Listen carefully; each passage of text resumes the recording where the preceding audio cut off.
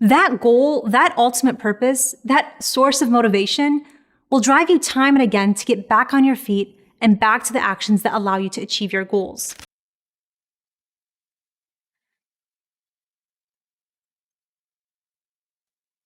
A few years ago, when I moved to a different city, I had the fun job of signing up at a new gym.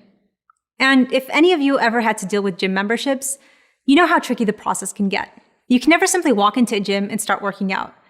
You might be offered a drink, a wristband, and then a tour of the entire facility. But before you can even start signing away, you'll often be asked a series of questions. So, what's your fitness journey been so far?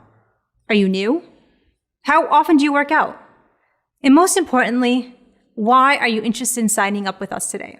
And if you think any simple answer like, well, I just like to stay physically active will suffice, you're wrong. They're looking for something much deeper. Is there someone new in your life? Are you getting married? Planning a big summer trip?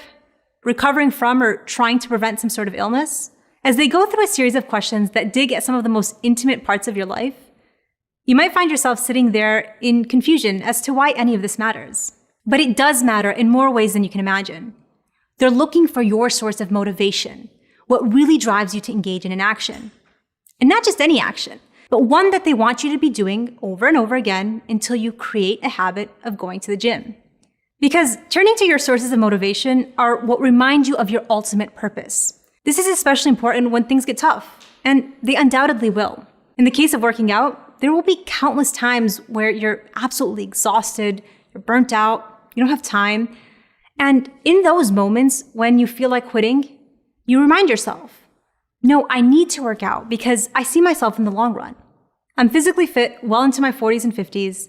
I've been able to ward off my predisposition to diabetes, and I'm there, running alongside my children during soccer practice or just out in the park. That goal, that ultimate purpose, that source of motivation will drive you time and again to get back on your feet and back to the actions that allow you to achieve your goals. In the exact same way, you want to visualize how your day-to-day goals will allow you to achieve your ultimate purpose in life. Allah subhanahu wa ta'ala knows exactly how the human mind operates. So it's no surprise that both the Quran and the sayings of the Prophet ﷺ are filled with metaphors and detailed descriptions of what lie ahead for the believers. One of my favorite verses vividly illustrates just one aspect of Jannah. The description of the paradise promised to the righteous is that in it are rivers of fresh water, rivers of milk that never change in taste, rivers of wine delicious to drink, and rivers of pure honey. There, they will have all kinds of fruit and forgiveness from their Lord. As a teenager, it was really the thought of swimming in rivers of chocolate that pushed me out of the comfort of my bed to pray Fajr. Just as Allah subhanahu wa ta'ala invites us to imagine and long for the beauties of Jannah, we need to visualize a good ending that results from our efforts. Whether it's the hope of having our soul gently taken out of our bodies and being accompanied by angels in the grave, or the hope of basking in endless pleasure in paradise, or the hope and longing for the indescribable feeling of standing before Allah subhanahu wa ta'ala, having obtained His forgiveness and pleasure, visualize yourself at the end of this journey and use that imagery to remind yourself during the highs and lows, this is why I push myself.